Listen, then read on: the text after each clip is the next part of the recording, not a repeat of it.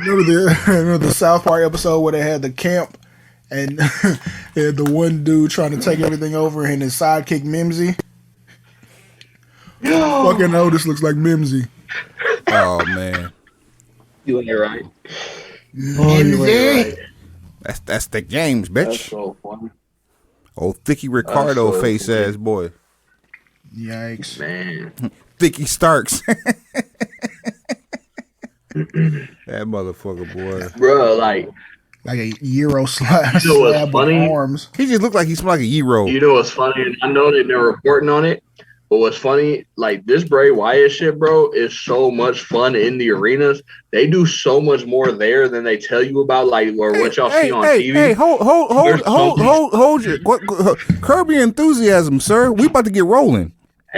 You might well start the show off with the pre-roll and just let him explain that. Oh, well, shit, there it is. Set this out in, cuz. Turn them background vocals up, bring these motherfucking leads up, baby. You know what I'm talking about? Right?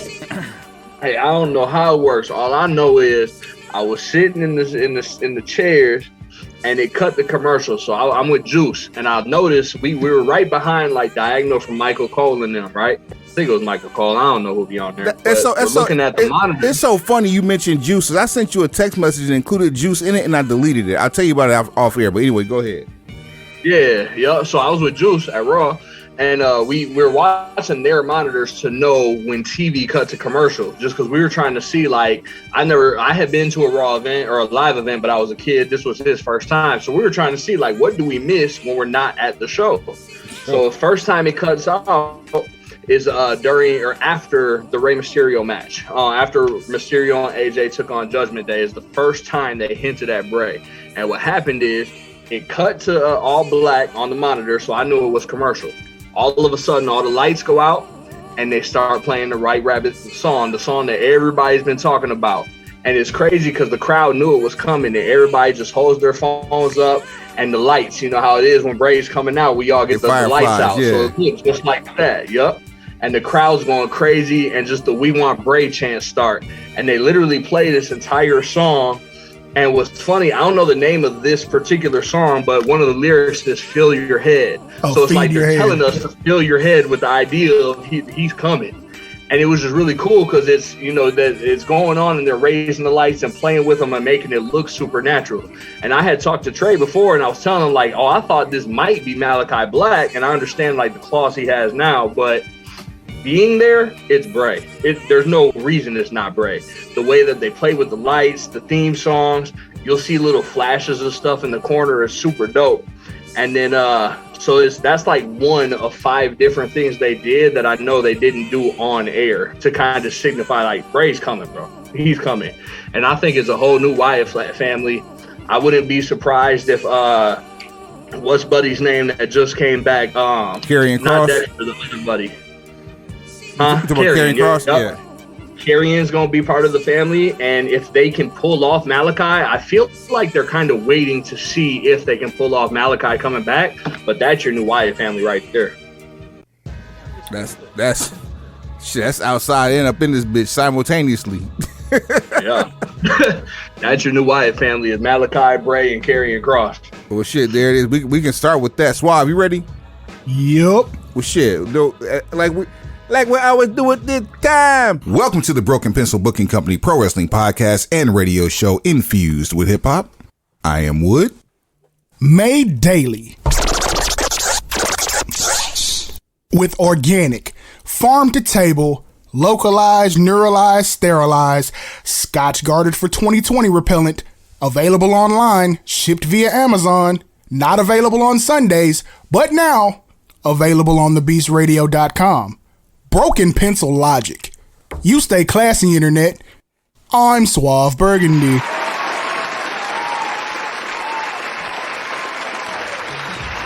Back to our regular schedule, whatever that looks like. We are recording this for you live on Wednesday, October the 5th. Year of our Lord.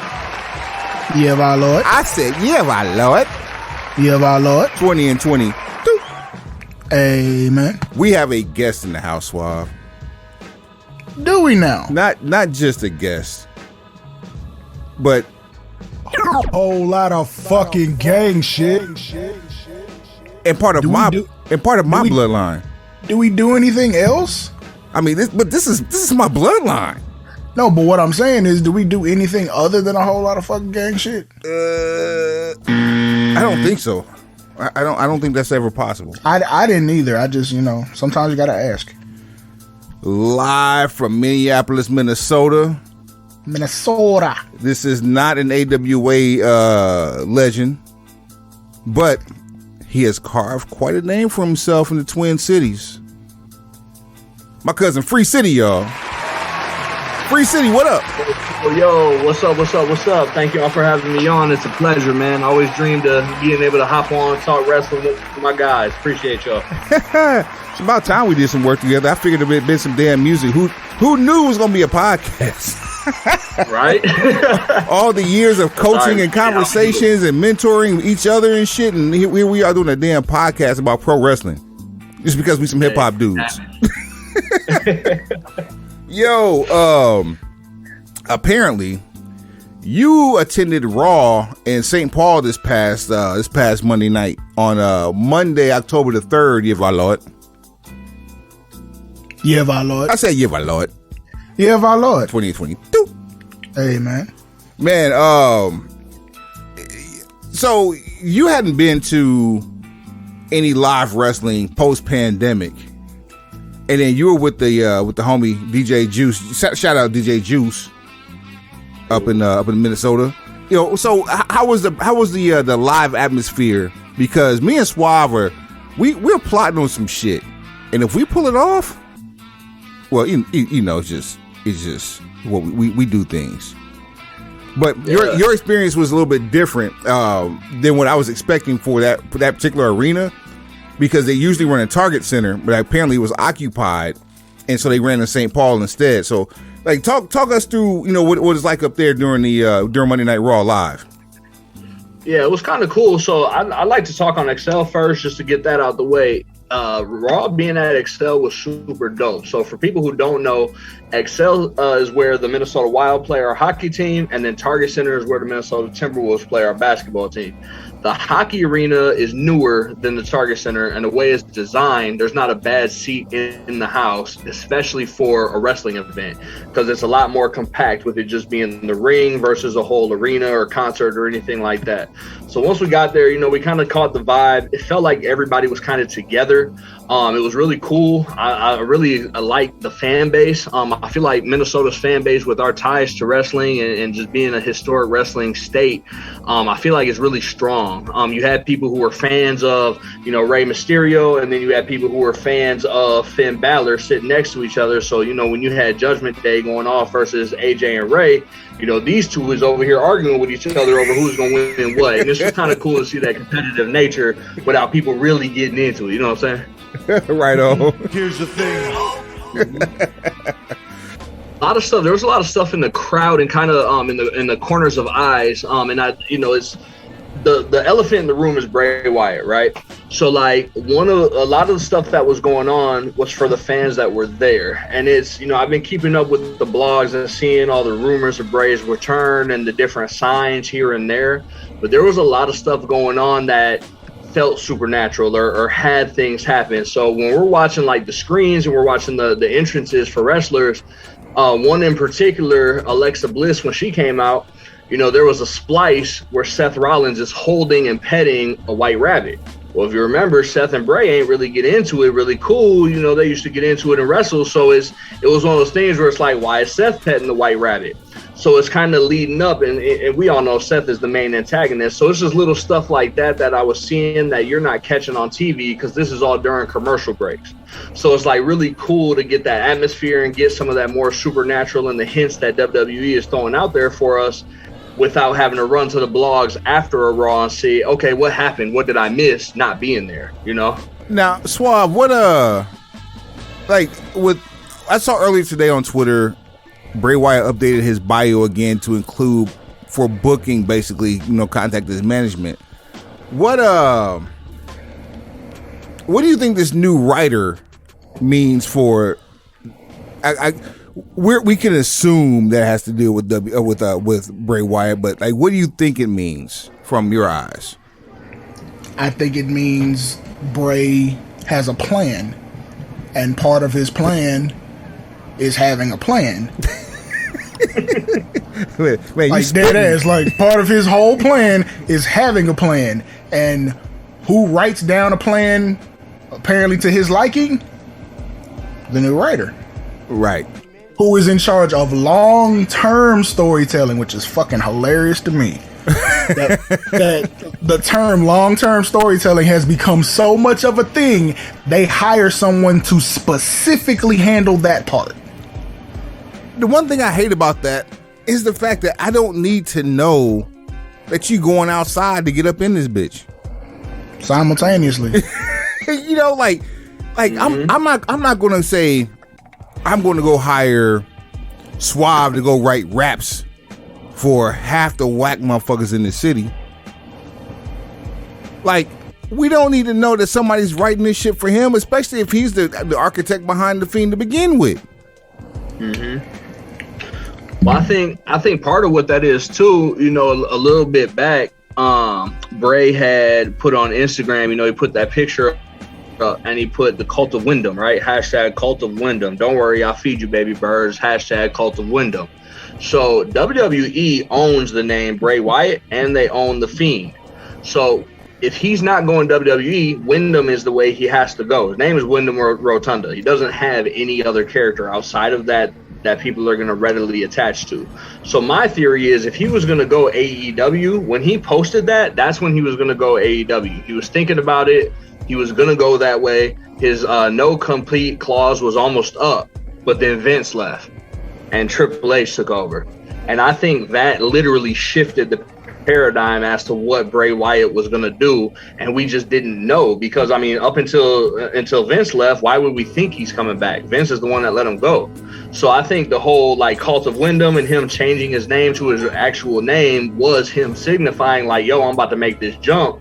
But as soon as Vince left, that kind of opened the door for him to come back. And it's without Bray Wyatt and the Fiend, I don't think Wyndham really can stand on his own in AEW. We're not trying to see Wyndham. We're trying to see the Fiend.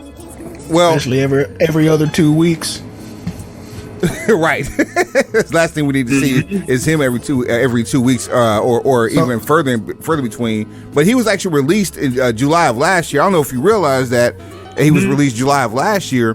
But even this year, like there just been a lot of like back and forth on Twitter and teasing and just, you know, gems being dropped. That's what he does. That's exactly what he does, and I'm here for it. To be honest with you, and this new writer, Rob Fee, has been appointed to the director of longtime creative for WWE. Fee has been a horror writer for Marvel in the past and has penned comics for Spider-Man and Daredevil and the Avengers, and has been head writer on a couple of Disney XD shows. So they're bringing him in. They're close enough friends that Bray was at his wedding. Wait, Suave, hold on, back up. Read that list of credits again. All right, a horror writer, not a horror writer, a horror writer for Marvel in the past, who's penned comics for Spider-Man, okay, Daredevil, the Avengers, and has been head writer over several Disney shows. So that's 2 times you've mentioned Disney in that statement. Well, then there's that. Who else we have at Disney? Let's see. Apparently, Liv Morgan's now going to be in the Disney in the Marvel universe, is what she said. Wait, is that an aspiration or some shit that actually happened? I didn't read that story. Don't know, but we can confirm Mercedes Varnado, aka Sasha Banks, is definitely in the Marvel universe and was so in Disney and Star Wars. I just read it. This is aspiration. Okay. I mean, smart on her behalf. You know, absolutely. I'll take, you know, bumps of marble. Yeah, don't ever take a bump of marble. You end up in an emergency room. You can't snort that, boy. That's a marble. It don't even break down. I don't know if this helps, but I just did a little digging. Disney strikes deal with WWE amidst rumors of buying wrestling company. This was January of this year. In India, WWE is not on Peacock. It's on Disney Plus. This is a fact. So that said, they're in cahoots. Well, I mean, they're definitely in bed together. But to what degree is the question? Because we've been playing this game of where do they land next for AEW and for WWE? Because apparently there's we talked about this a couple of weeks ago, how there's an issue with WWE's rights on Hulu and how the contract is coming up and how certain content is being removed, and eventually Raw, the 90-minute version, could also be removed from But from guess Hulu. who else is already in cahoots with Hulu? Disney Plus and ESPN Plus. Yep. They're all together. You just moving into a different apartment complex at this point. That's the bundle. I mean, I didn't take that bundle, and but I still got all the channels that y'all just named off. So I mean, I'm really sick of these apps though. Like I'm sick. Just give me one fucking app. I'm tired of playing on the CAC. Pause. playing around on the CAC. Speaking of, we got a little game coming up later on. We'll come to that here in a minute. Since we've been gone, I guess we'll take the time and make this your daily acknowledgement. Face, did you take the time out of your day to acknowledge your tribal chief and head of the table? Oh, always, man. Yep. Whole lot of fucking gang shit. Suave. Always before breakfast. Wait, before breakfast? Yeah, I mean you gotta thank the God for another day. Whole lot of fucking gang shit. This is your daily acknowledgement of your tribal chief head of the table in the WWE undisputed Universal Heavyweight Champion, Roman Reigns. Since we've been gone, apparently Logan Paul has popped his punk ass back up in WWE. Now, granted, he's been having some success as of late. He's in the mixtape of dopest debuts, but he's signed on to take on the Chief at Crown Fool. Like, do we start taking over-unders on how long the match is going to be? Is there going to be some fuckery involved? Anyone? What are you trying to time again? How long is it going to take before Logan Paul has to acknowledge the tribal chief? First of all, hopefully he will have done that before getting on the flight. That's a fact. Then secondly, considering what he's been up to in the last 24 hours, grand opening, grand closing. Wait. What has he been up to in the last 24 hours? Am I not doing enough interneting right now? Google Logan Paul Bad Bunny. Oh. No. Are you kidding me? See, this to me again reminds me of some really good WWE writing. Because Bad Bunny is a WWE cat. We have to remember, he just made his debut too. So to me, this looks like one of those, they had a meeting, realized they couldn't have Logan Paul beat the Chief, so now they're going to start beef between the two celebrities to see who's the better celebrity. In my head, when it comes to the Chief, man's been champion for 2 years. The only person that they can make sense to take the belt from him, there's only two people, Bray Wyatt and The Rock. That's it. Well, that's it. We've already confirmed. Well, we have predicted Rock as well as probably the millions and millions around the world. And I like the idea, and I really wish that for the sake of this conversation, that this was good writing on WWE's part. Let me read you a headline that just popped up while we were recording. Logan Paul accuses Bad Bunny of Puerto Rico tax program, quote unquote, exploitation. Some shit you just don't put in the headline if you're just trying to write a storyline. Taxes, Like, are you one of fucking them. kidding me? You basically sure just put. Dominic Mysterio was Eddie's for like 4 years. I mean, you can put anything in the storyline. What are we talking about? Nah, to hell with that. Like you just. I saw Mae Young's titties. I don't want to hear nothing. We can put anything in the storyline. What are we talking about? Fuck this. No, I'm not doing this. 2022, and I'm not doing this anymore. I'm not taking any more abuse. I won't. You turn this shit into a storyline. You basically put the Brett Favre jacket on this man. Hey, Like that's a federal fucking crime. Yeah. You just tax ain't ain't a not word the you white play around guy with. blaming the Puerto Rican dude for robbing Puerto Rico for taxes. This is crazy. Like, not to mention you stepping on a relationship that Tripp's been cultivating. Logan Paul thinks he's famous. Like, he thinks he brings in a lot of money. Bad Bunny, different situation. Bad Bunny is the largest grossing act in the world. Craig. So, cuz while you were reading that headline, I was reading this headline. WWE's Triple H embraces the spectacle of Bad Bunny and Logan Paul. Oh my god. Yeah, that's some shit you say when you trying to cover up the fact that you fucking steamed about it. I bet you don't hear that shit come up again. Right? I bet he don't go nowhere else to say nothing about tax evasion. Hey, Unc ain't been playing lately, bruh. Here's the thing. What's the difference between a lie and the truth? A lawsuit. Thank you. Keep on fuck around and find out. If you increase your level of fuck around, you will increase your level of finding You'll definitely out. find out. Right, let's put it this way. If Bad Bunny don't file a lawsuit by the end of the week, we know what happened then. You know who talked him down. It's a whole lot of that shit going on.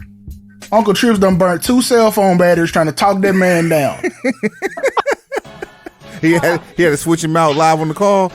I'm gonna keep it 100 with you. Somebody who's in America this much, who makes this much money, speaking that little English, you do not want to piss him off because the people that he's gonna point at you speak less English than him. And they listen to Bad Bunny. Literally listen. Oh yeah. Listen. Hey yo, Yeah, yo. Speaking of, why do we have National Scissoring Day today?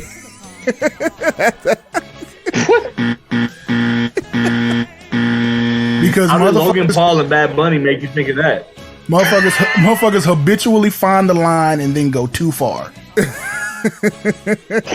No, just, Habitual line steppers. like random shit that popped up today. That's how that came about. Let's find the edge of good taste. Let's find the edge of funny yet obnoxious, and then let's jump clean past that.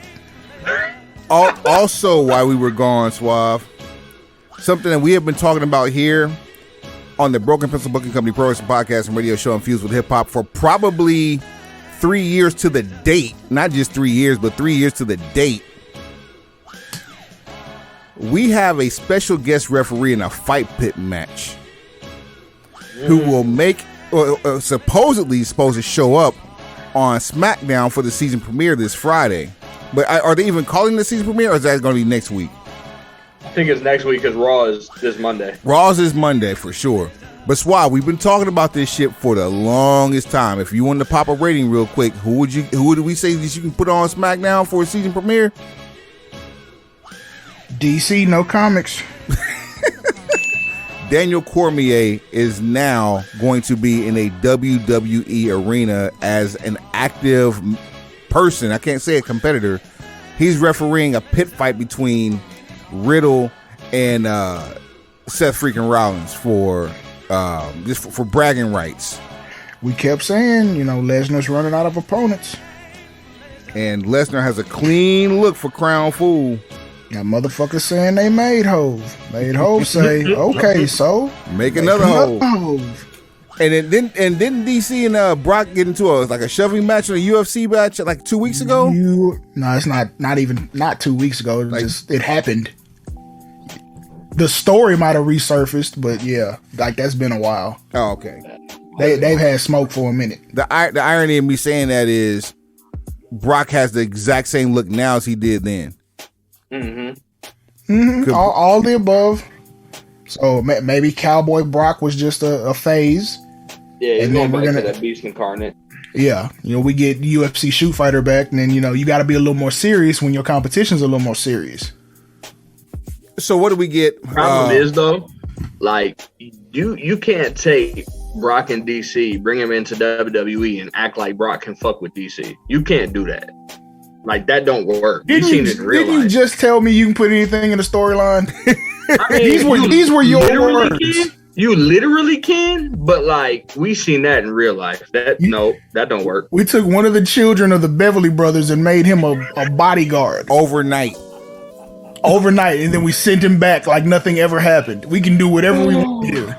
Oh, wait! You kicked off a whole rebranding with him as a special entrant into a triple threat match, making it a 4-way match, and injecting him into the fucking main event. Too late. No, I'm on my One Republic. It's too late to apologize. It's just too late. I don't know what to tell you, famo. So seats are full. So Brock is running out of opponents. Cool. I still think, and I don't want to talk too much about the match, but go ahead. I was like, would you not pay to see Brock versus DC at WrestleMania, regardless of how it ends up happening? Oh man, listen. If you ever wanted to put on a big money fight pit match, A, do it at Mania. B, put them two in it. Because we damn sure didn't get the Bobby Lashley Brock Lesnar match that we wanted. We just got a match for the sake of saying we got a match, but this definitely wasn't the match we wanted. I look at it like this. Whichever one doesn't get Saudi will get WrestleMania. I mean, hell, because now you can put DC in the ring with Bobby. There's a lot of different stuff you can do to sell some tickets and get some money popping around here. So we ain't got to burn off all of it at one time. Yeah, bring back Thatcher. You know what I'm saying? Like Gable Steveson talking about he might want to come back to the PC. Gable's probably a little ways off. So let's pump the revolution will come, but it's not ready. Let's just chill. Ain't ready. Just chill. Like make his ass a member of Alpha Academy. He don't hurry up. Let DC do a couple of exhibitions with Otis. Let's play this a slow roll. This thing. We do not have to shoot off the entire wad. Pause. Right after Extreme Rules, right before Crown Fool. Yeah. And speaking of, I think they put Brock in a really awkward position because it's like he's the beast incarnate. He can't lose to nobody, but he can't beat the champion. So what the hell do you do with him? See. Now he can lose to people because he's been losing to everybody. He's got. Well, I know, but you see what I mean. Like, what do you do with him?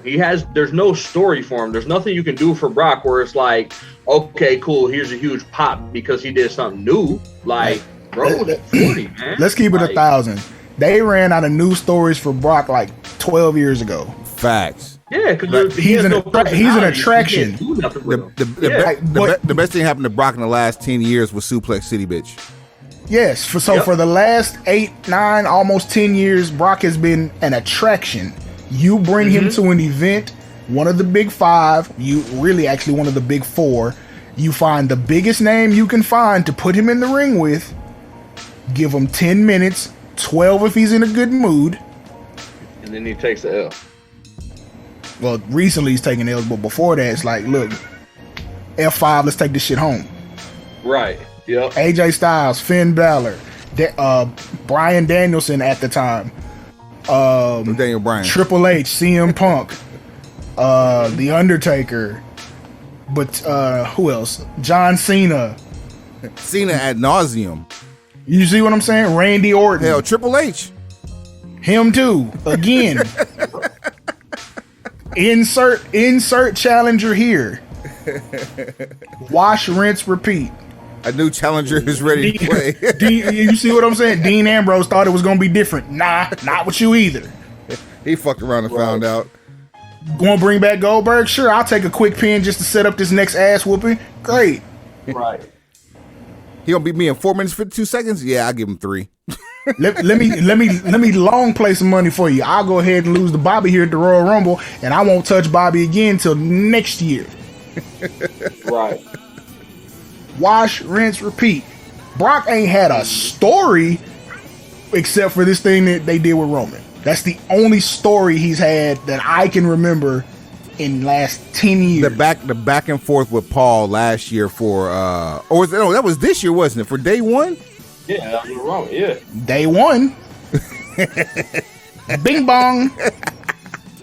Like the Saints football ending.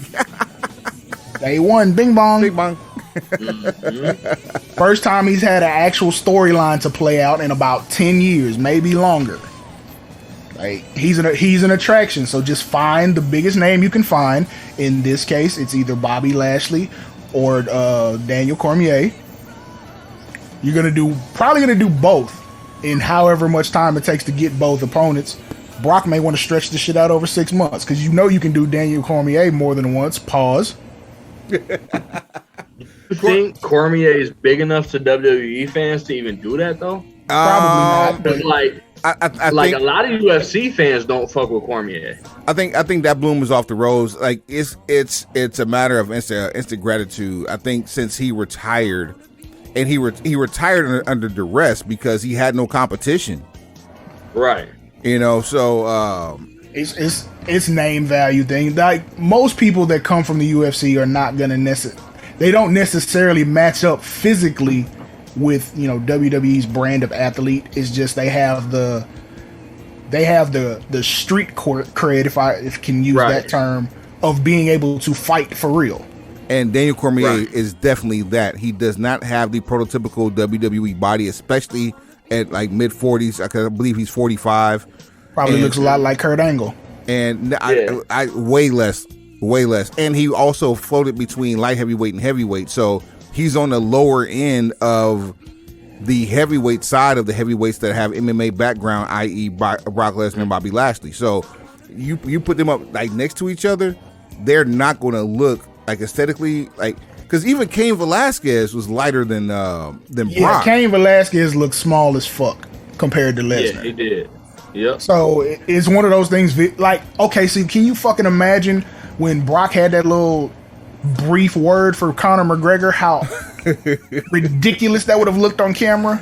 Oh, right. Man. We're talking like Omos with Omos versus Ray is how that would have looked. But then the thing though, like, so like a lot of wrestling fans, like you guys are big in it, right? So y'all is probably half fans of wrestling, y'all follow UFC, but like that's not necessarily always the same crowd. So for somebody like DC who didn't necessarily have the commercial appeal, like he wasn't John Jones, he wasn't Anderson Silva, like he didn't have commercial appeal. Now when you talk about skill, of course he's one of the best ever, but commercial appeal. So like, do wrestling fans look at DC and be like, yo, he might be able to come in here and do something?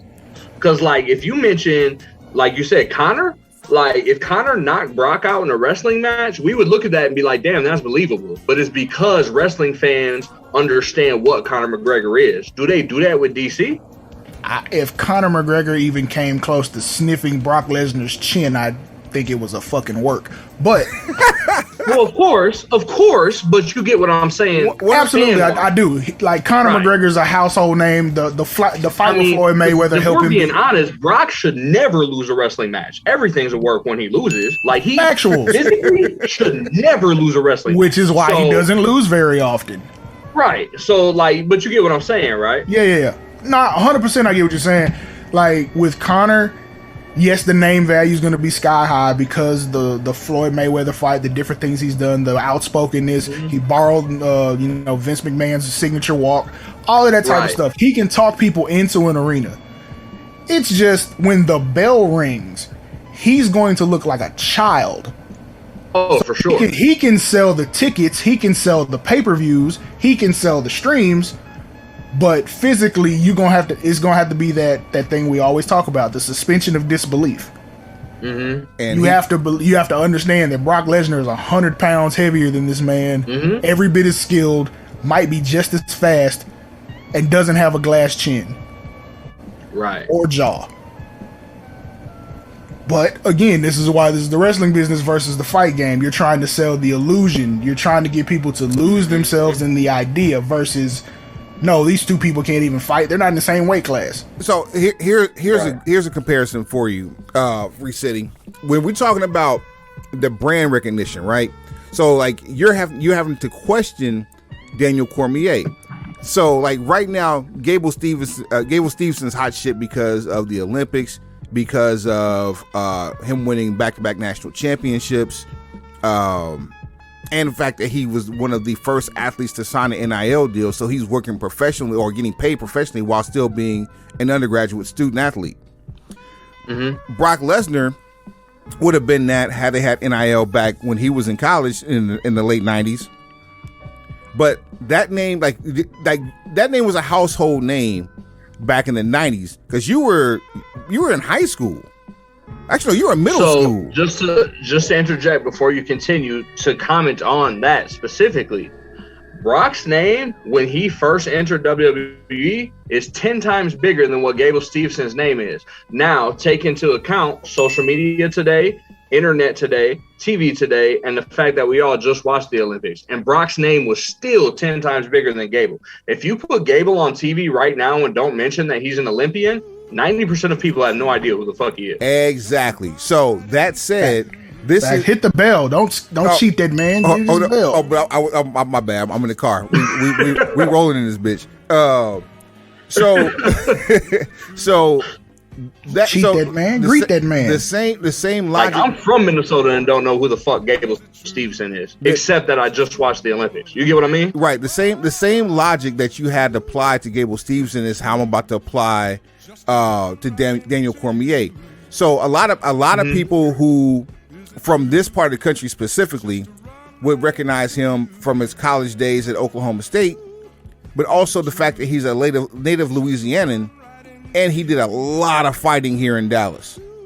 So if he were to debut here, the pop on TV, I think would translate to be something more meaningful than if he were to say, try to debut in like Portland or debut even debut in Minneapolis for that matter. Because again, there's not that brand recognition except for the people who are barflies on those Saturday nights when he was fighting and or watching him do the desk and analysis.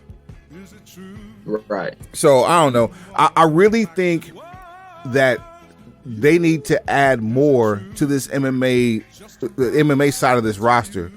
We got Matt Riddle, we got Brock Lesnar, we have Bobby Lashley. At any given moment, we could have Timothy Thatcher. You trying to speak that one into existence? Yes. Fucking right. Which wrestler was it that like damn near only fought in the Lions Den? What's back the name? In like the 90s. Oh, Ken Shamrock. They need to do that with Matt Riddle. That's how you do it. Because this fight pit, I'm telling you, he's about to beat the shit out of Seth Rollins in the fight pit. So this fight pit is match. If you ever want to take Riddle serious, you're exactly right. If he's ever going to be taken serious ever, he has to mop Seth Rollins.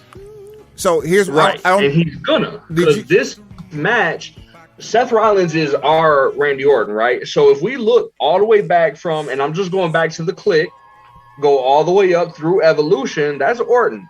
Matt Riddle is the next step of that.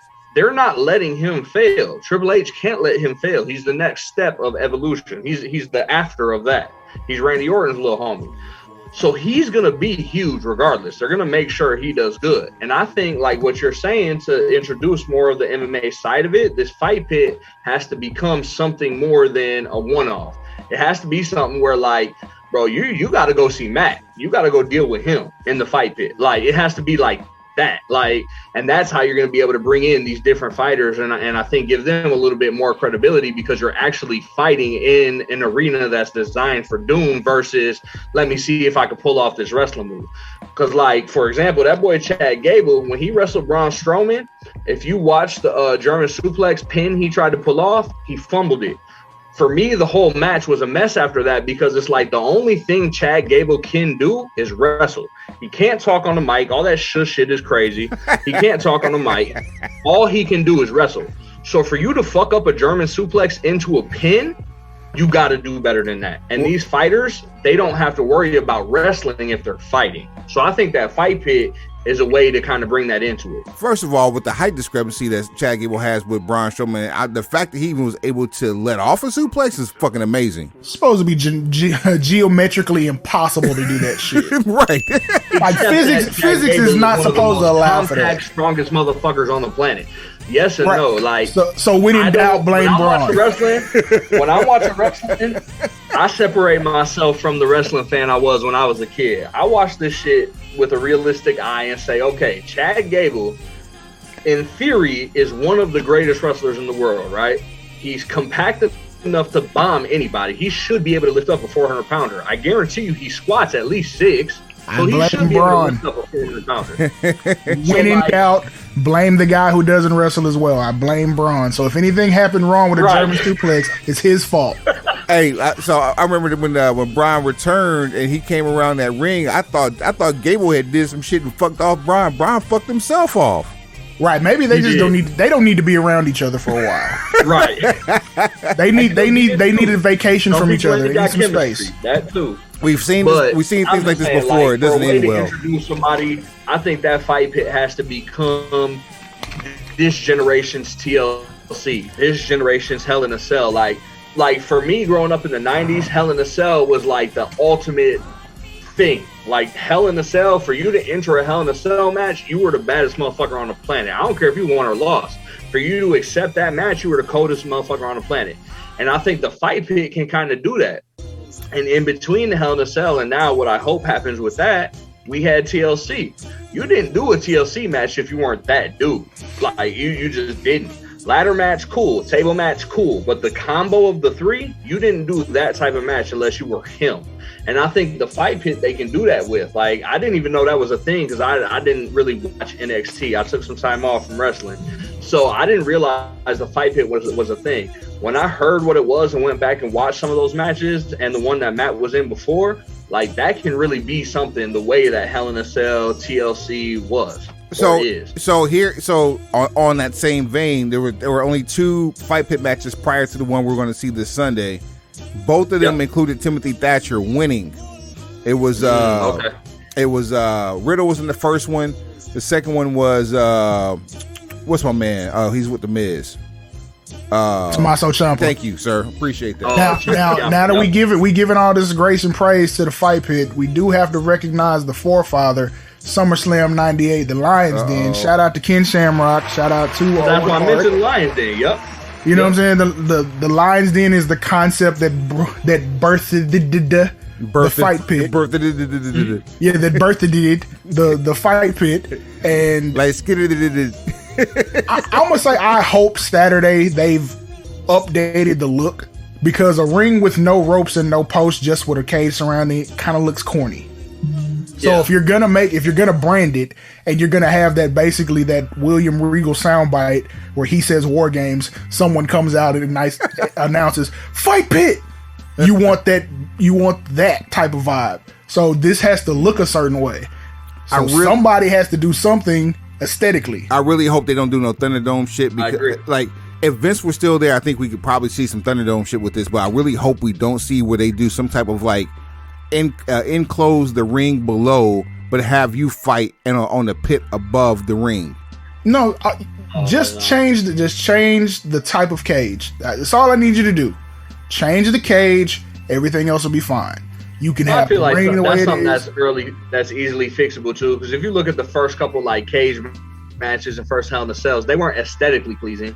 But I think after seeing it on film or on screen and seeing how it looks on screen, they're able to make them adjustments. I feel like that's something easy enough to fix. Think of the improvement you saw when you saw the Elimination Chamber cage in 2017, when they put the padding on the floor and they changed the cells and they were higher. Like that type of new technology, pushing forward of the culture. Right. That's it. Just make it more aesthetically pleasing. Because imagine someone buying front row seats to a UFC fight. And you can't see through the cage. You got to look up at the screen to actually see what you paid, $2,000 to sit ringside for. I would say, anytime you sit ringside, you're looking up. Like the sweet spot for those of you in there that are trying to do some good ticket buying for fights and for pro wrestling events. Never, ever sit on the floor right in front of the ring. All the people that sat on the ramp, they just sat and watched the dang Titantron the whole time. If you any further back than row 5, just give it up, G. I'm saying 3, 4, 5 is your sweet spot. That's where you want to be. You do not want to be in 1 or 2 ever.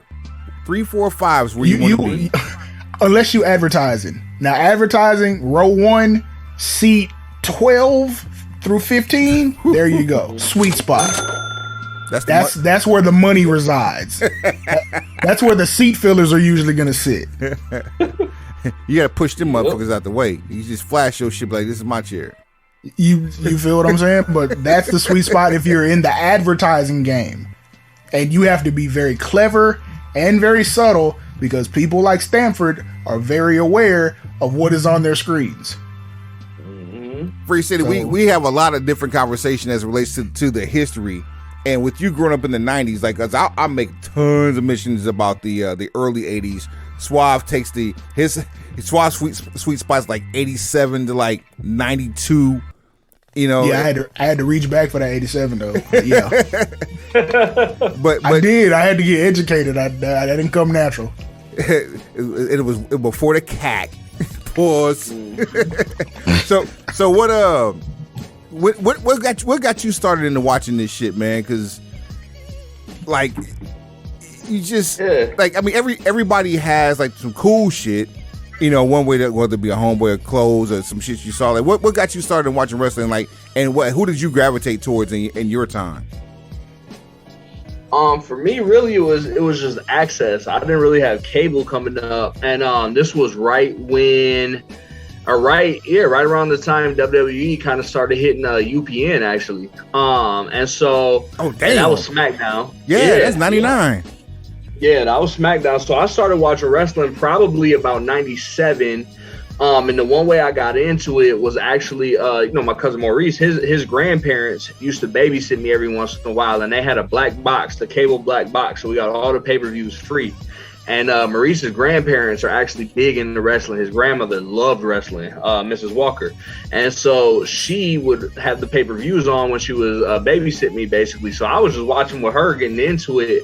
And then what really caught me was DX. I'm a DX kid. I grew up, like I said, 97, 98. So the push, was it 97 King of the Ring that Stone Cold won? Yes. Yep. Oh, no, he won 96. 96 Triple 96. H won 97. Okay, so the 96 one was supposed to be Triple H's, and we all know what happened with the click and everything. He basically got banned from winning it, right? So, like, when that happened, was that King of the Ring was actually, I think, the first pay-per-view I watched. So Stone Cold is there. He drops the Austin 316 line. And so I was there for the beginning of 316 and the Attitude Era. And me growing up kind of the way I did, and just like in the neighborhood, it was a little rough and stuff. And everybody was kind of, I grew up around some cliquey people. So I always looked at DX like, I'm DX, I'm repping DX, like, and it's corny looking back on it. Cause it's like, I was around some real like gang members and I'm over here like, yeah, like, man, suck it, like, But for real, that's kind of just what drew me. And then I think one thing that kind of nurtured my love for wrestling when I was in middle school that same time, I had a couple cats in school that were already into WCW. And if you remember, that same time is when South Park was big. Do y'all remember the WCW and WWE South Park characters? Not the WCW one, but the WWE ones I do. Yeah, so basically it was this thing where like people were drawing all the WWE and WWF characters and WCW characters as South Park characters. So that for us was like a really big thing, and it just kind of drew me into it. I liked the artistry behind it. I could tell that it was scripted, but at the same time, I could tell the athleticism is real, and I could see what was real and what wasn't. I was an intelligent kid, so I wasn't sitting up there like, dang, this is 100% real. But at the same time, I'm understanding that, it takes talent to be able to do what they're doing. It takes, actors are actors for a reason. That's still talent to be able to give a story and deliver a story. And that era of wrestling, I mean, I know it's hard to argue with cats that came up in the 70s and 80s, but that 90s era of wrestling was different, man. It was something like there wasn't one person on the screen that wasn't a mega star. And, before we started recording, I had mentioned Spike Dudley, but like I'm 34 years old, 20 years later, and remember who Spike Dudley was.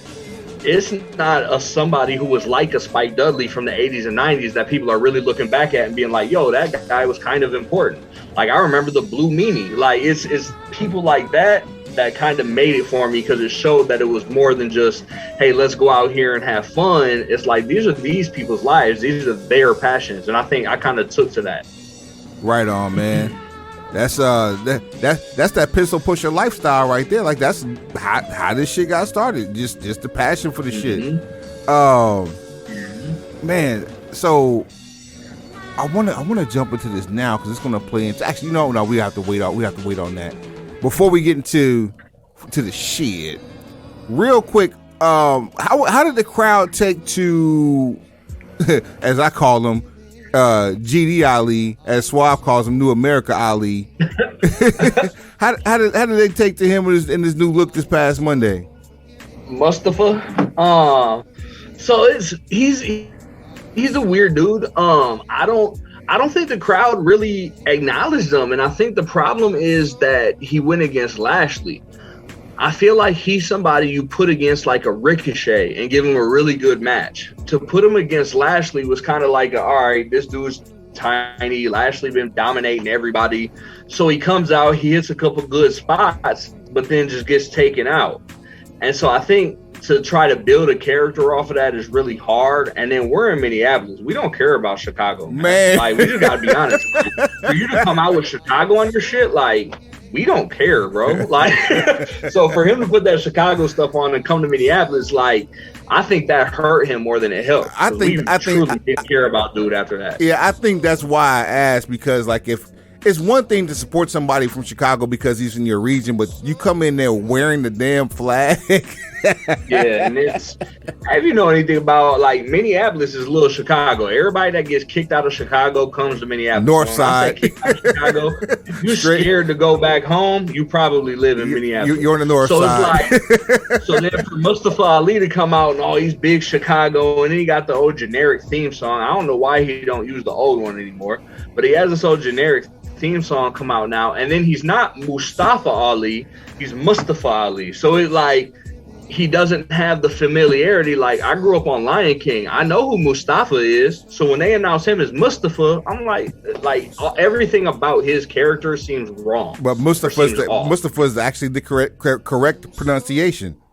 It is, but I came up on Lion King. You gotta have brand identity. Nobody knows what Mustafa is, and boy, you ain't no Ali. So what are we talking about? I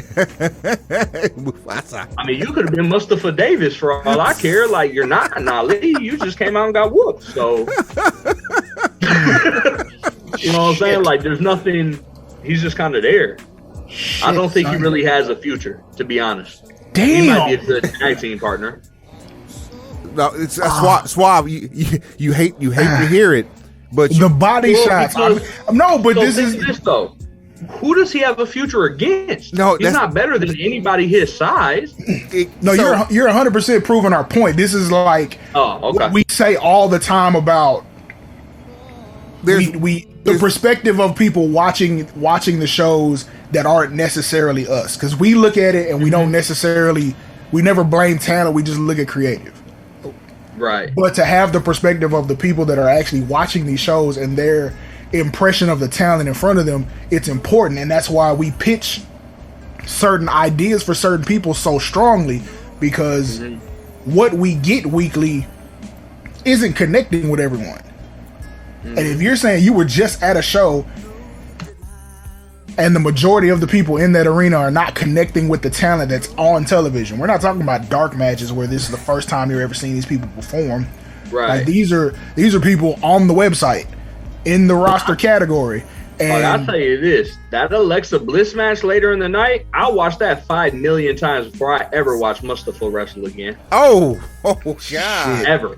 Now that's what's crazy is fighting words. For the type of match that he had against Lashley, that was actually a really good match for him. And but it's cold. It's a cold fucking match, and you don't know if Ali is heel or face in that situation, or he's just disgruntled. So that was the first thing I said. So here he is back being healed again, like so fast and with no reason. So earlier. The problem is because Bobby's a huge face. Like, that's the problem. And Bobby's a face because there's no reason to dislike him. He comes out, he smiles, he's not disrespectful to people. Like, he's a fan favorite. So with Mustafa, like, even if he is a face, you can't tell. Like, it's like asking you to pick between your two friends. Well, I'm gonna pick the one I'm always with. Like, and then with Bobby, they subtly start making changes. He back putting suits on. He back talking rough. He's not happy to be here, Lashley. He's like, I'm gonna kick your fucking ass, at Lashley, the one we like. Because after Roman, ain't nobody messing with Lashley. Like, that's kind of how they have him set up. It's like, hey, here's this guy. He never wrestles on TV. He's a Universal Champion. We're just gonna use him for pay-per-views. Outside of that, Lashley's your champion. Who else is the champion in WWF? This is what perception of the people in the room. This is exactly what USA is wanting, is for someone to carry a title and have more meaning on their network. So I guess we're gonna call this episode market research, because we're doing all they fucking Q ratings and shit right now. Like, well, for real, teaching you how to fix Lashley's on TV, dude, he gets such a pop. As soon as he came out to the crowd with that old generic bump, bump, bump, bump, bump, like he has the worst theme song for a champion, and the crowd loves it. Like, as soon as this stuff goes off, it's like you hear the glass shatter when Austin came out. Like, people just get hella excited. Yeah, he heard it 15 million times over 15 million straight weeks. And he does like participation with the song, so he actually has motions that go with the beat of the song. So that helps too, because now that's something else the crowd can gravitate towards. Like, they play the video game, hear the same song again, watch the same motions again. I think Lashley doesn't get enough credit for how much he's improved as a wrestler and on screen. Because I had a period where I was watching wrestling like religiously, and then I stopped for a while, and then I kind of started picking up again. So when I right before I stopped, it was when Lashley first came in. So it's like before MVP even took him under his wing. It's like when he first came in, and he was just big. He was like damn near as bad as Omos, but not really. Like, he was just big. And he would come in, do his thing, and you're like, damn, this dude's big. And he can move, but he wasn't really good. Like, there was nothing attractive about watching him wrestle. Now, I mean, he pulls off some moves. He got a little bounce in his step. Like, he has a swagger to him now. And I think he doesn't get a lot of credit for it as much as he's evolved as a personality and as a wrestler himself. And I think that is why the crowd is able to kind of stick with him too, is because it's like we all watched him kind of grow up. And even though I took that time off, coming back and seeing him, as much as I hate the song and hate the idea of like just this brute, like, he's not bad to watch. Before Raw, I was telling Trey, because like I was watching previous Raws, and I asked them flat out, like, yo, what is the purpose of Omos and Otis? Because all they are is just big. They don't do nothing. There's nothing special about them. They don't hit no moves, nothing. They're just there. Lashley kind of had that to him and has evolved into somebody that's likable and that actually has a move set versus just relying on being strong. Here's what's crazy about the people that you name, with the exception of Omos, Bobby Lashley and Otis have amateur pedigree. And if anything that you saw from Lashley that you didn't like, is because he dialed it back. The one thing you can tell when someone loves what they do, like genuinely has an affection for what they do, that man is having fun right now. I don't think I've ever seen him have fun in the ring, and the whole time that we've been watching, like we saw him win in WWE, ECW. I saw him win in Impact numerous times. We saw him win. He's undefeated in MMA, and before he even thought about having another match, he came in and was with Leo Rush and completely transformed what a 2018, 2019 manager could be. Because I went from, on this show, 1 week being like, yo, this is annoying as fuck, to 2 weeks later acting just like him. And you know what they say about imitation. On the flip side, though, for Ali, like you made mention earlier in the show about Ricochet, we've seen that one, that horse is rolling off into the sunset. If we never see that again, it'll be too soon. On the flip side, the one thing that Suave and I both agree that can save him is that New America gimmick. It doesn't matter how many times he loses. If he comes out with that gimmick and just does like a 4 to 6 week build, Like he can still carry that on and come back. Say he can come back with a loss, come back do some more promos, build for another loss. Like he could be a very polarizing character if they let that loose. Like, let's keep it 1,000. Retribution minus the Vince McMahon touch would have worked. Him as a hacker exposing people for his own personal gain and surrounded by goons. Take the Mad Max shit off of it. Just listen to it as its premise.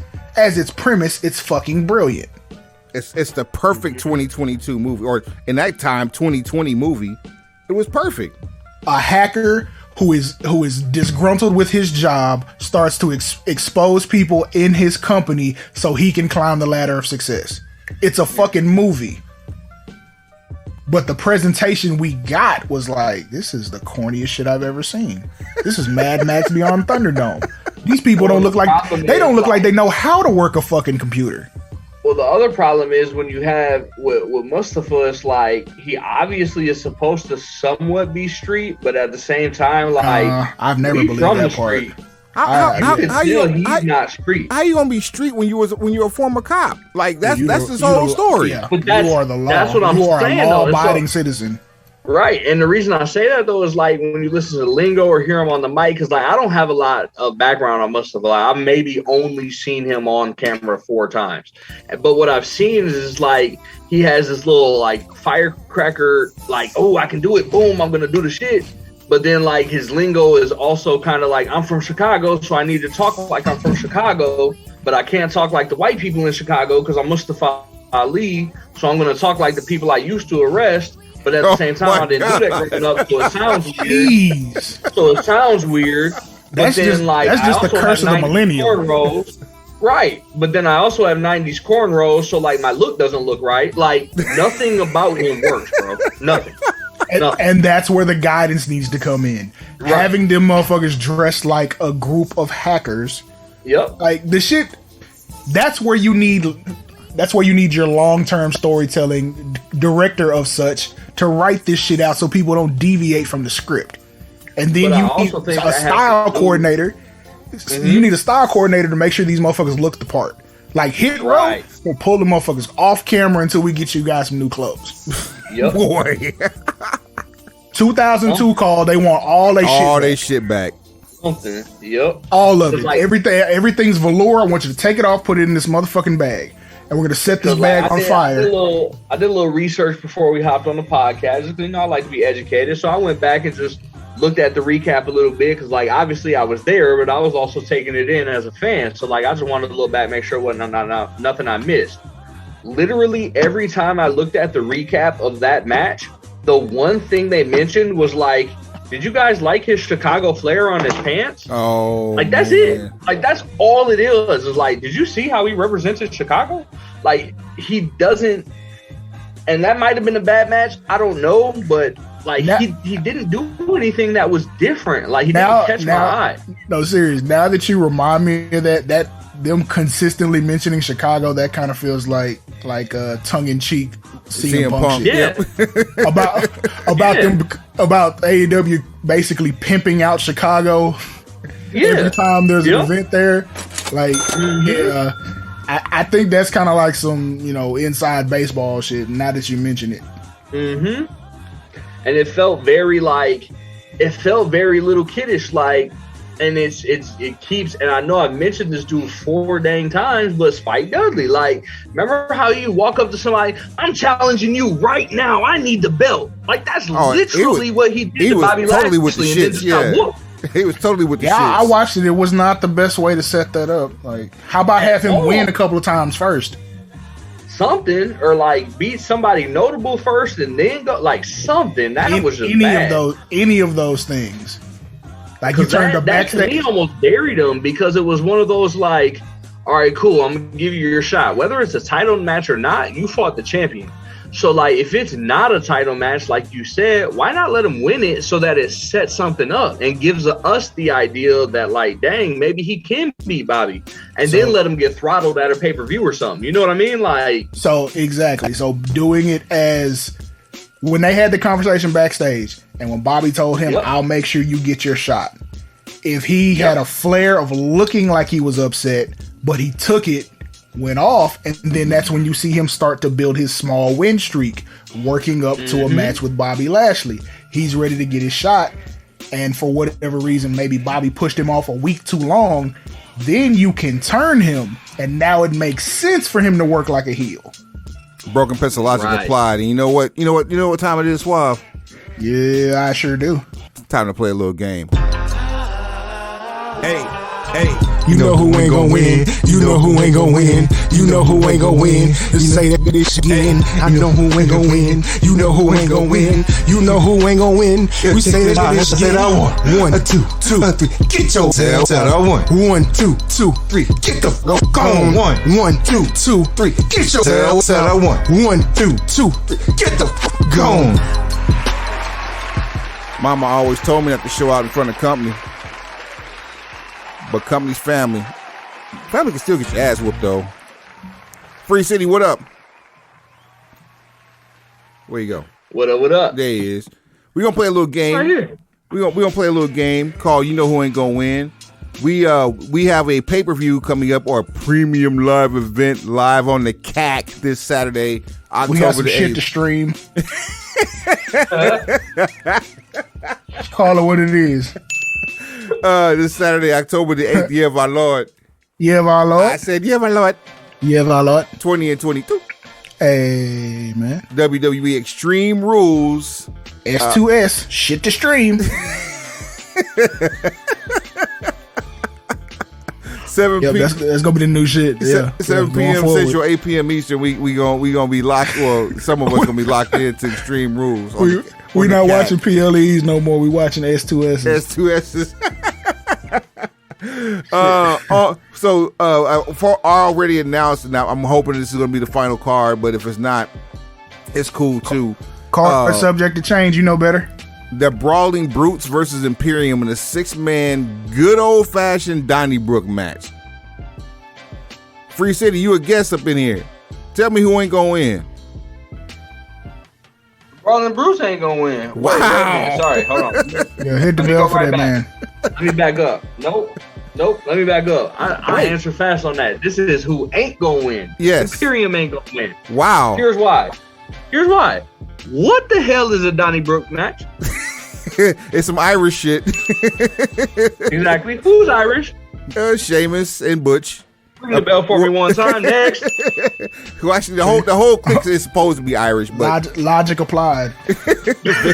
I mean, come on. You know what that means, You can't be the Suave. man at something you ain't did before. Let's go. You know what that means, Suave. What does that mean? The logic is applied. That means that the exact opposite is going to happen. There's that. Sheamus a legend. Y'all gotta remember, Sheamus a legend. Who the hell is in Imperium? People were trying to get over. Exactly. Walter's already over. They try to get over.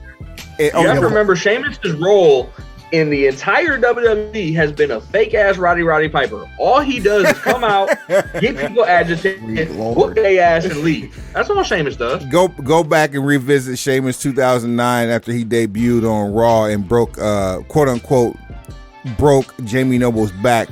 Spinal. Definitely will. Spinal.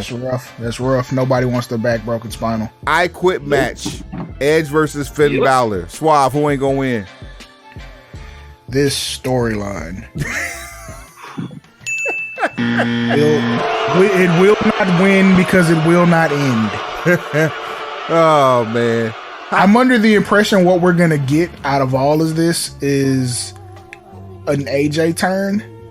Because this whole Judgment Day shit kind of started at AJ's expense. And if if we're doing long-term storytelling, that's the arc. But for whatever reason, this shit won't end. Edge has come back from his 5th career-ending injury. The last 6 months. Last 6 months is 7th in 2 years. Bruh, how many career-threatening injuries can you come back from in such a short span of time? This shit is going on too long. Every time. We saw you gonna try to stretch this shit to at least Survivor Series at the very least. No, a question on that, because I don't know if this aired on TV. Did you guys see the promo Edge ran talking about he's Adam and this is the closest he's ever been to himself?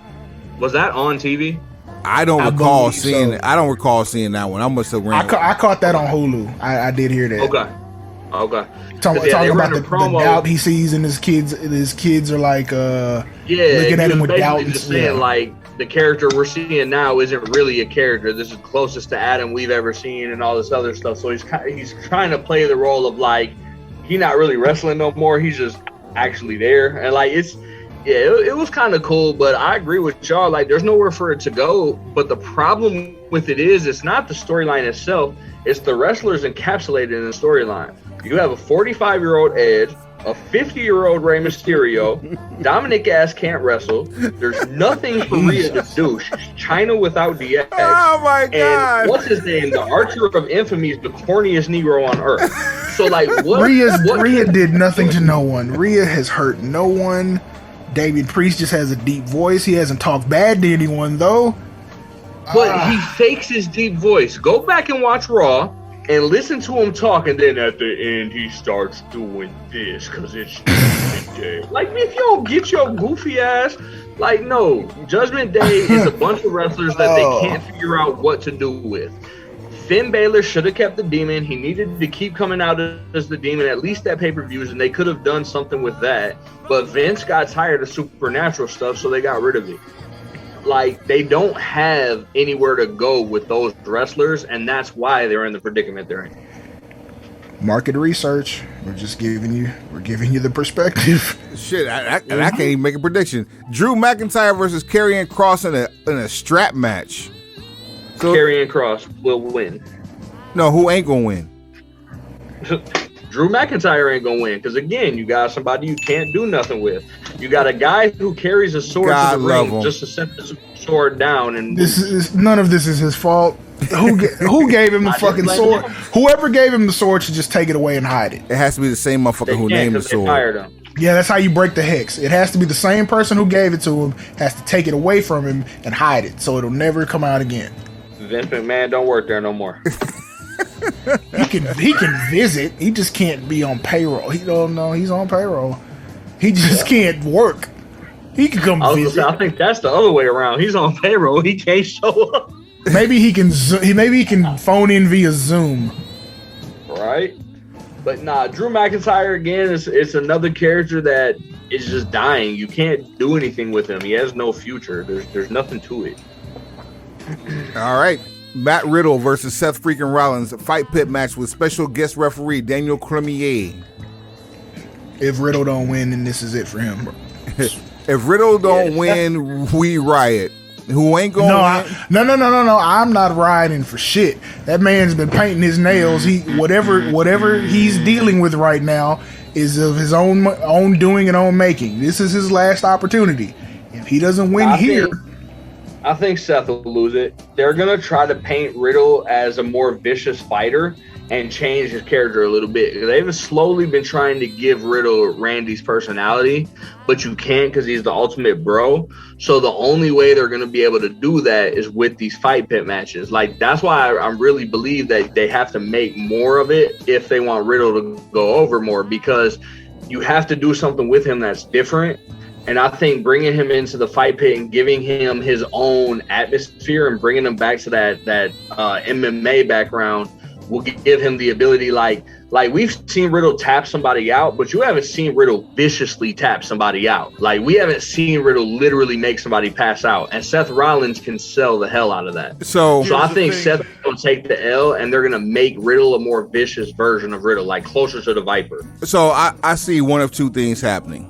And I like that analysis. I see one of two things happening. One, I see Seth Rollins, what he said on Monday Night Raw, being more of a spoiler a la Paul Heyman, when he said that DC is coming to help him because DC and Matt Riddle have, they haven't crossed paths, but they have history of both being fighters. And I don't think DC is going to come in.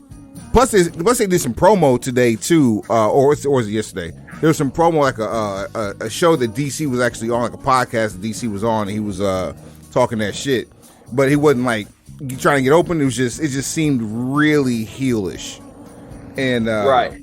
So at any rate, I really think Cormier gets involved, And Seth Rollins told the truth on his promo Monday Night Raw, which would make it a throwback promo for Seth, easy for doing that kind of foreshadowing and letting people know like what's going to happen, even whether you pay attention to it or not. Or Daniel Cormier calls it right down the middle, and the daddy of these matches, not the father, the daddy, Timothy Thatcher comes in and causes a disruption to make Matt Riddle lose, because he is the only person who's ever won a fight pit match to date in WWE by that name. Right. I like that idea too. For the Raw Women's Championship, Bianca Belair versus Bayley in the first ever Women's Championship ladder match. Who ain't gonna win? Bayley ain't gonna win because her ass can't even climb a ladder without Io Sky helping her. She looked so uncomfortable on the ladder, bro. It was embarrassing. Not even like joking. If you watch it, her climbing the ladder to take that final pose, holding the belt with the other two girls up there, she looked so uncomfortable with the ladder. I literally looked at Juice and was like, "Dog, I hope she practices ladder matches for like literally 4 times a day up until the event, because she couldn't even climn the ladder." Well, I think remember what I said, how I came up. I came up under the Hardys and 3D and them. And Edge and Christian are Edge and Christian, but the Hardys in 3D, bro, you can't just put 2 girls on a ladder and be like, "This is epic." No, you got to come with that shit, and she can't even climb the ladder, dog. I think then she just came back from a blown wheel, right? Like she had a knee blow now, right? Man, I ain't trying to hear that. That shit was a year ago. Shit, I can tell you firsthand. Mine was 7 years ago, and I'm still limping. You're not a professional wrestler. You're absolutely right. I am not. I don't even play one. I don't even play one on TV. I just talk this shit, and I go and I do what I do from 9 to 5, and that's It looked bad. I think Bianca will win it. If she doesn't win it, it'll only be because of interference from Dakota Kai and Io Sky, which. That's such a terrible dang group, bro. That's a bad group. Io Sky hasn't hit a good damn moonsault since she's been on the main roster. Her moonsaults in NXT, fire. This, not so much. For the SmackDown Women's Championship, Liv Morgan versus Ronda Rousey in an Extreme Rules match. Who ain't gonna win? Ronda ain't gonna win. Damn. There's no future for Ronda after Liv Morgan. So for her to win, I feel like WWE is shooting themselves in the foot. And the only thing you could do with Ronda winning this match is set up a future match between them two again. They are really leaving money on the table by not trying to load up either Ronda or Shayna Baszler with the title and have them two go at it. Because I'm sick of seeing the return of Charlotte Flair. Right.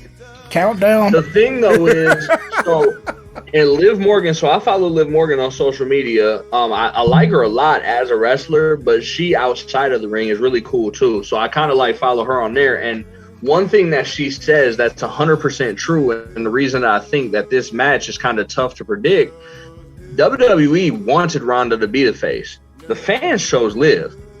So what do? Do you have Ronda go on? Okay, cool. Now you have a 40-year-old women's champion, and the only other person that you can put her against is the woman that she just beat, or Shayna Baszler, who the crowd doesn't give a fuck about. So what do? Yeah, you can't put money on change. You can't put change on money either. No.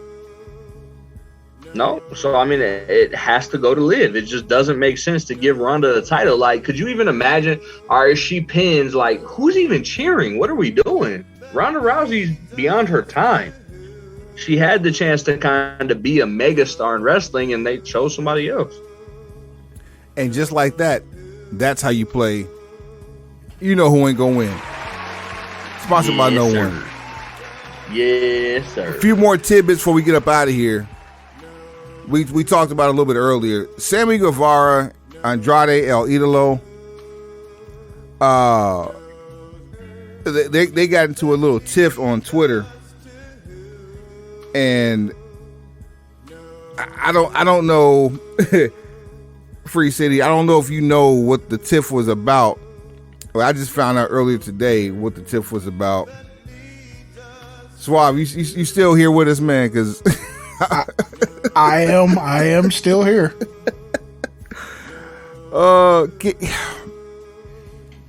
What's the easiest way for someone who is, I don't know, as the streets would say, acting like a bitch to stop being a bitch? Take a deep breath, count to 3, and stop being a bitch. This man, steps 1 and 2 are optional. Sammy Guevara is apparently upset at Andrade El Idolo for laying it in while working. Look, a man who just got married should not be this high strung. Especially one that has that much sexual release on live television every week. Tranquilo, my boy. Tranquilo. You're killing me, Smalls. Man, so let me read these this Twitter war. And I don't know. Wait, can I play the part of Ricky Starks?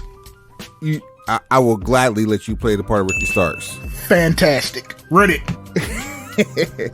So it all started with, and I said it to your face. If you had a problem with me and you said nothing, I won't beat your ass because I'm a professional. Don't be scared. When I say something, I name names, and I'm not scared to get fired. Hashtag Sammy. That's from Andrade El Idolo. Sammy replies with, "You didn't say shit to me, you liar. But here's some truth, you ungrateful prick. You would be jobless if it wasn't for your dad-in-law." Talking about Nick Chaboy. Are you really mad at me or mad at yourself for failing to get over for a second time? Just go back to WWE like we all know you want to, like you all want to do, and fuck off. You are a jobber, a favor hire. Be grateful, bitch. Ricky is right here with this friendly reminder. Man, can my coworkers shut the fuck up for a minute?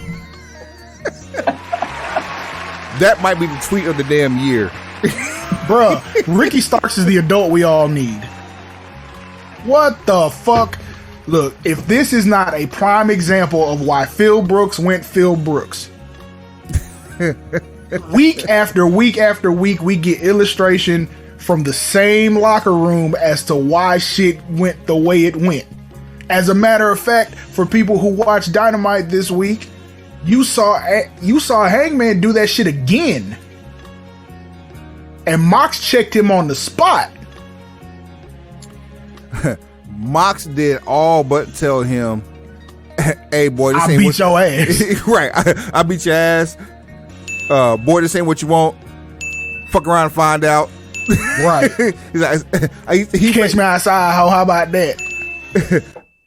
To paraphrase, Moxley said, "You got 13 days. Don't make me do this shit tonight." For real, don't fuck off your money trying to get to the shit too early. Just saying, like, you can't keep doing this. Like, you want to keep going into business for yourself, AEW is going to be out of business. Fool me once, shame on you. Or fool me, shame on me. Fool me twice, shame on you. This is because I'll be honest with you. If that was like a worked shoot, it was terrible. But it went too wrong for Hangnail Adam Page for me to believe anything otherwise. Nobody would purposely put themselves in that bad of a predicament. Meanwhile, you retort for that. Meanwhile, Detox Mox said some shit that was so bad they had to pipe in crowd noise for the edit. that 2-second delay turned into a 10-second delay. Now, hell, you might have a whole 30-minute gap between live. We might be doing live to tape. Yeah, fucking up over there. This is why we say every week, look, Kanos, stop fucking worrying about Stanford. The battle is not yours. Leave Stanford the fuck alone.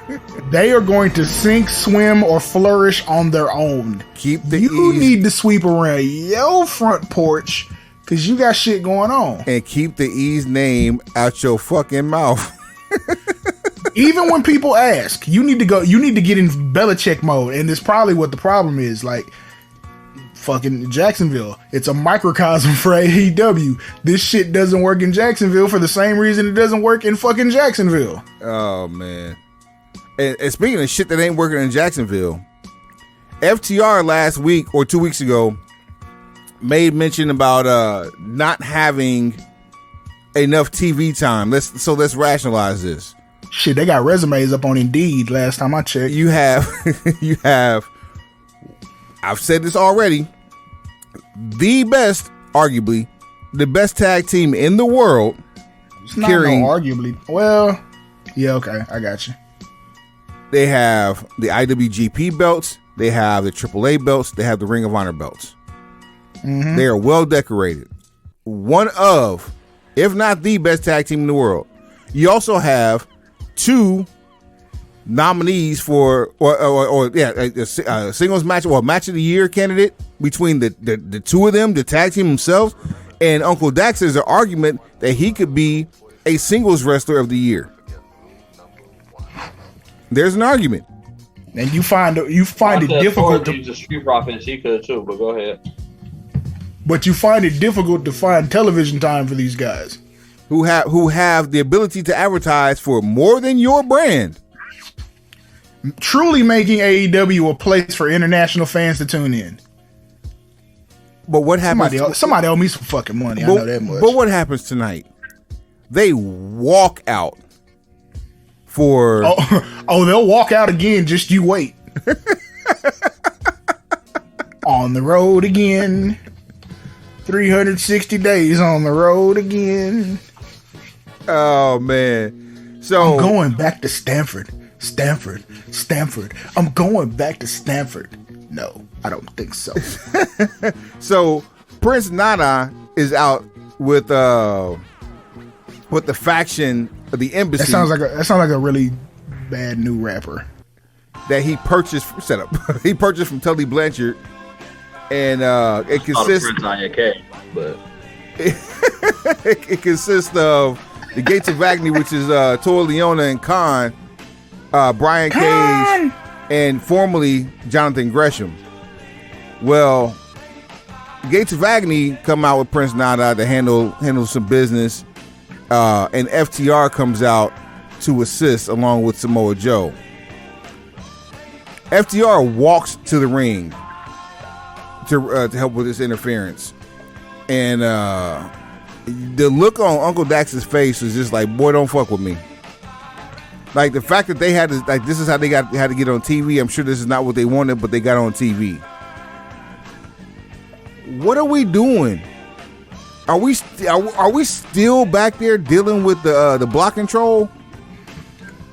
Oh, you never stopped dealing with the block control. What you thought it was?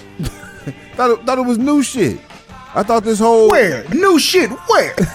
I thought the with who? I thought the whole all out fallout was some bullshit, man. I thought this was new shit. All out fallout just created more ball out for the motherfuckers that run the EVP shit. Like, not gonna keep playing this game with y'all. If fucking Sammy Guevara is running around here on his like 9th beef and 2nd fist fight in as many pay-per-view build-ups, you know what the fuck is going on back there. We gonna stop calling Tony Khan Kanos and start calling him Daddy Daycare. Anybody else? I'm old, I'm grumpy, I'm hurt, and I work with fucking children. Anybody else in any other environment that had this much dirty laundry aired in public would have either been suspended, fined, and or terminated, or I'm sorry, future endeavored. He should consider himself lucky that he's not running around this bitch looking like Rip Hamilton. Well, the problem is Sammy Guevara is not wrong, and Idolo's a Flair. So what do you do? Idolo. That not wrong shit's kind of subjective. It's like, again, he can't control when he gets booked. The only thing he can control is not attempting to speak English. Now, but also, so when I said Sammy's not wrong though, like what started the beef, like y'all said, Sammy felt like he was getting hit too hard. It's not a shoot match. Fuck, you hitting me so hard for it. Idolo coming up under the flares and being an old school cat said, take it out in the ring. Pooh Shiesty said, come get it back in blood. Right. Exactly. If you hit me and I think it's too hard, I can answer that in real time. That's not some shit I need to take out of the ring into the back and then onto my phone, onto a social media platform, and then out to a bunch of motherfuckers who did not know that existed. I've never heard anybody come out and say, please hit me softer next time. Well, but here's the thing, though. Sammy didn't come out and put that on social media. Sammy said that shit to Andrade in his face. Andrade went to social media and said, he's a bitch. Here's what he said to me. Andrade brought it to social media. That's why I say Sammy's not wrong. If Sammy felt a way and said it to him and addressed it with him privately, then he did. Whether he's a bitch for doing that is a different question. But he addressed it privately. Andrade took it upon himself to bring it to social media, which then escalated it. And then they got into the physical altercation. Sammy's not wrong. Andrade is the bitch in this picture. And because he's a player, everybody's just like, all right, we got to do what they say. And so here's where I beg to differ. That's why Charlotte keeps coming back. It's only because she's a player. Flair don't run shit in Jacksonville. Flair can't even get on Jacksonville's TV right now. Number one. How the hell does Andrade have a contract? He's garbage. It's a lot of motherfuckers who garbage that have contracts in AEW. Do we need to start a list? Agree. I mean, listen, AEW has 2 developmental programs on TV that's not on TV. Let that sit for a second. They have 2 brands that are on TV with another brand that's off TV, and they still have talent that they have signed the contracts, allegedly, that we will never see. I've already said it last week. Tony Khan signs wrestlers like I buy sneakers. There's some good looking ones. There's some bad looking ones. There's some that look better online than they do in person. All types of shit.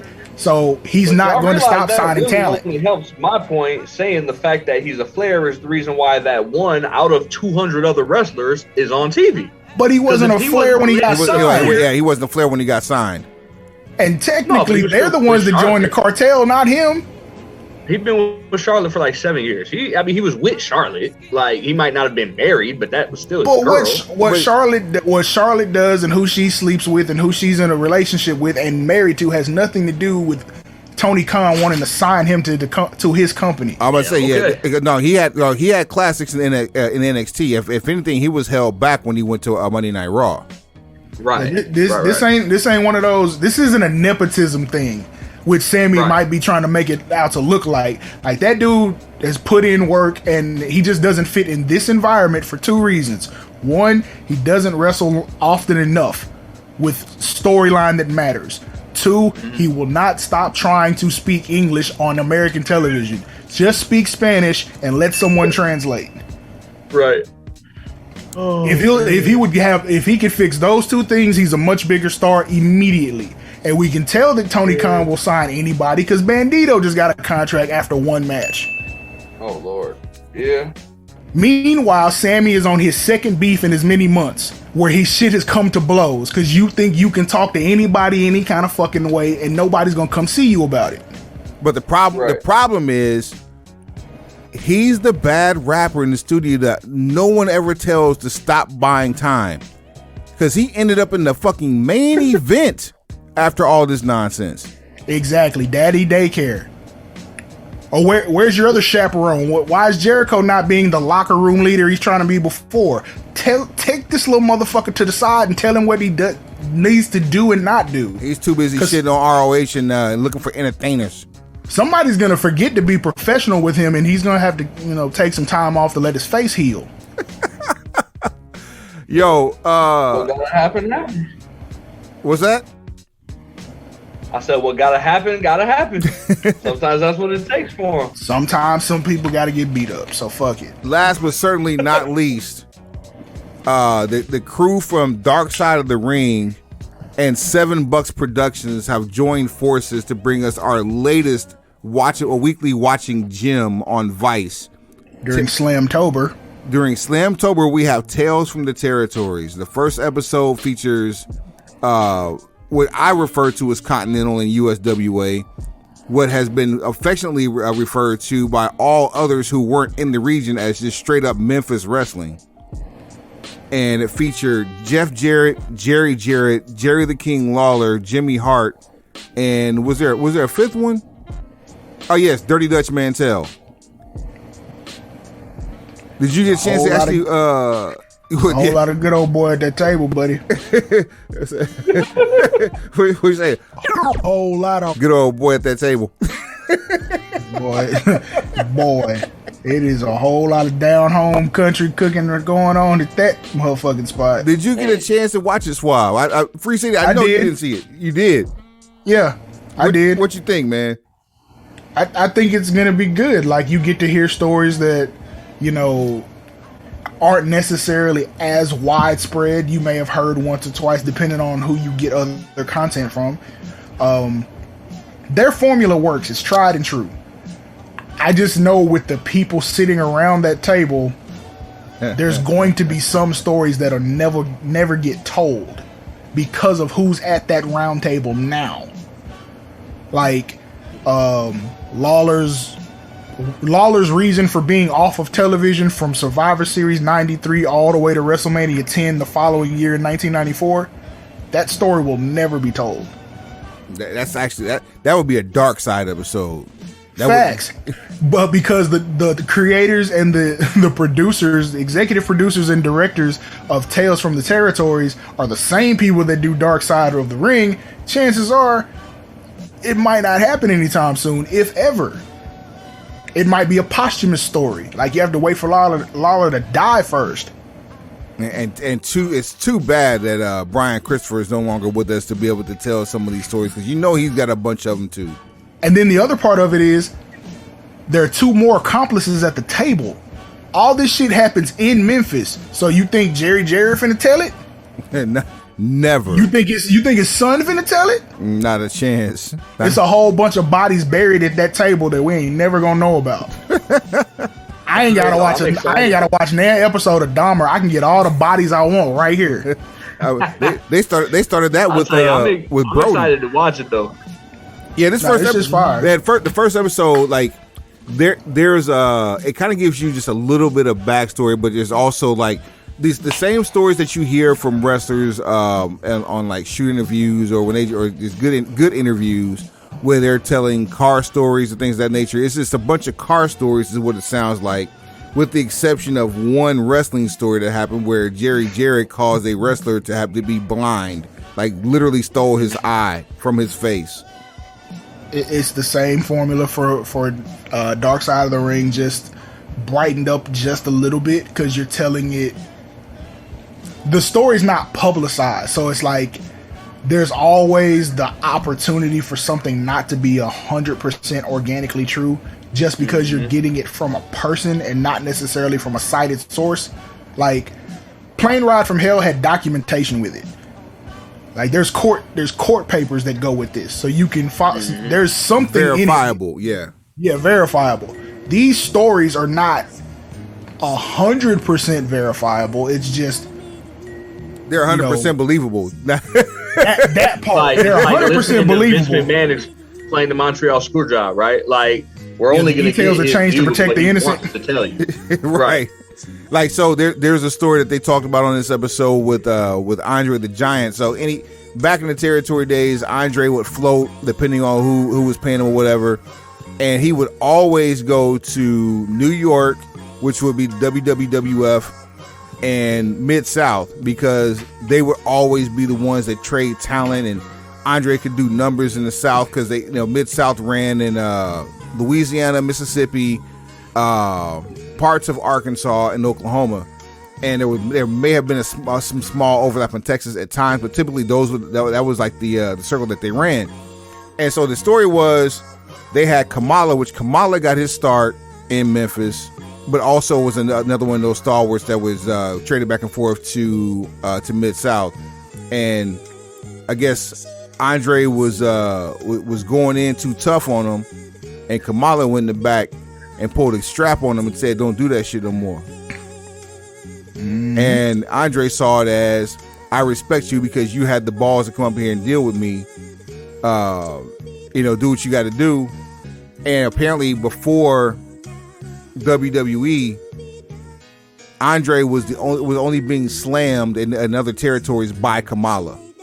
Something that you would never hear on WWE TV, but you can find that shit on the internet because then most of them shits happen in Mid-South. And there was also a slam in Japan too that happened with Andre, but for the sake of this particular show, like that's what led to Kamala being able to, have a little bit more leeway with Andre than anybody else would.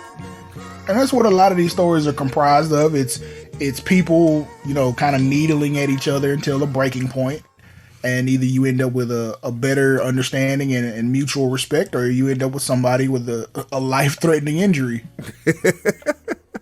It's usually how this shit happens. And Hogan, you want to go to Japan and get out of line? Break your fucking leg. What's funny? What's funny is Free City. You can check out on YouTube. Hogan goes to New Japan back in the 90s and actually puts on a real wrestling match post WWE, like a with full. Who? Oh, wow. With who? Just for shits and giggles. With who? That I couldn't tell you off the top of my head. I'm going to verify with my Googles, but I'm absolutely certain I know who this was. Let's see here. His name rhymes with you. For the fans out there, just in case y'all don't know, I'm gonna put this out there.